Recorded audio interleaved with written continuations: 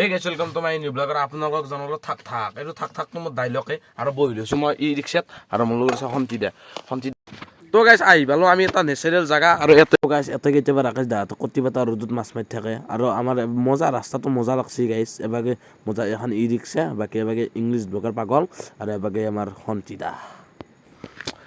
তাৰমানে মই ইণ্টাৰভিউটো বেলেগকৈ লৈ আছোঁ, 2 মিনিট ৱেইট কৰক।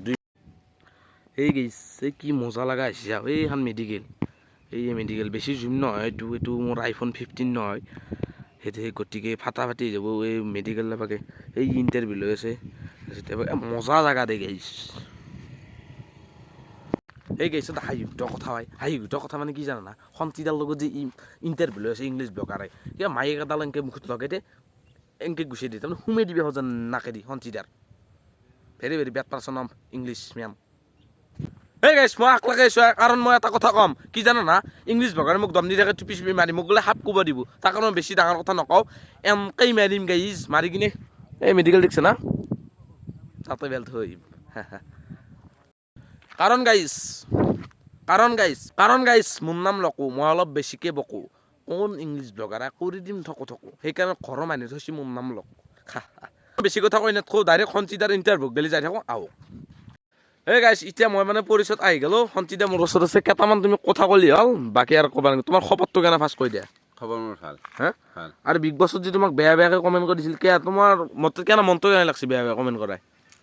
চাওঁ বিগ বছত বেয়া কমেণ্ট দিছি, বেয়া কমেণ্ট দিয়াটো মই এটা ডাঙৰ সমস্যা বুলি ধৰা নাই, কাৰণ মই এইকাৰণে ধৰা নাই। চাওঁ বিগ বছত মানুহে চাইছে না, চাই কিবা মোৰ কাৰণে কিবা এটা লাগিছে, ভাল হওক বেয়া হওক মোৰ কাৰণে কিবা এটা লাগিছে।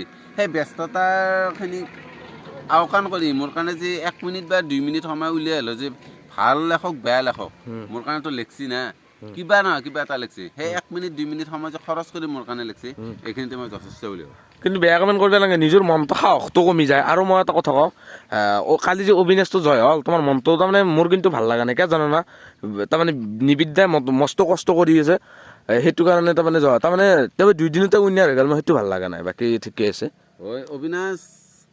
অবিনাশে এটা বুদ্ধি, একচুৱেলি আমিও জানো তাৰ টেলেণ্ট বহুখিনি আছে, কিন্তু টেলেণ্ট বহুখিনি থকাৰ পাছতো তাৰমানে সি কি হ'ল, সি 2 দিন আগত আছে, 2 দিন আগত আহি অলৰেডি তই কৈ ইচ্ছা যে 2 দিন আগত আছে, হয় সি 2 দিন আগত আছে, আহি সি তাৰমানে এনেকুৱা এটা হেৰি লৈ এইফালে তাৰমানে বস্তুটো লৈ গৈছে। সেইটোক মই আৰু ৰাইজে যিহেতু ভোটটো হেৰি কৰিছিল, অন্ততঃ বিগ বছ চিৰিজটো চাই মানুহ ধৰ বিকাশ হওক মনশ্ৰী হওক সিহঁতে ফাইনেল গৈছিল আমাৰ পুৰণা কেইটাৰ ভিতৰত, অন্ততঃ সেই বস্তুটো চাই অলপ মানুহখিনি কমেণ্ট কৰিব লাগিছে যে বিকাশ সঁচাকৈ এটা যোগ্য আছিল, আৰু সেইটো ভাবি পেলাই অবিনাশটো এটা আগৰ পৰাই ছ'চিয়েল মিডিয়াত ফেচ তাৰ চিনাকি আছে, হয়নে নহয়?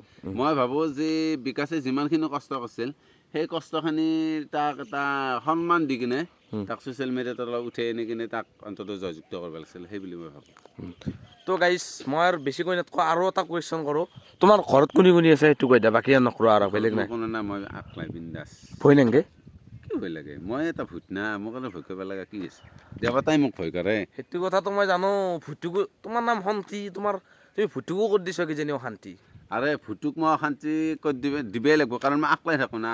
অশান্তি যেতিয়া দিবি, অশান্তি দিয়াৰ পাছত সেই ভূত ক'ত আহিব, তাক মই এনেকুৱা কৰ্দে বস্তুটো ঘঁহি দি শুকনাজলা ধোৱা দি পেলাই মই ভূতক খেদা মানুহ, গতিকে ভূতে মোক একো কৰিব নোৱাৰে। তো বাকী মই আৰু ভিডিঅ'টো দি গেল নকৰোঁ, যদি ভিডিঅ'টো চাই ভাল পায় লাইক কমেণ্ট শ্বেয়াৰ ছাবস্ক্ৰাইবখিনি কৰি থৈ দিবি, আৰু মোৰ ইনষ্টাগ্ৰামত লকো ভাই বুলি আছে, চবেই ফ'ল'টো কৰি দিবি, ফ'ল' বেক দিম।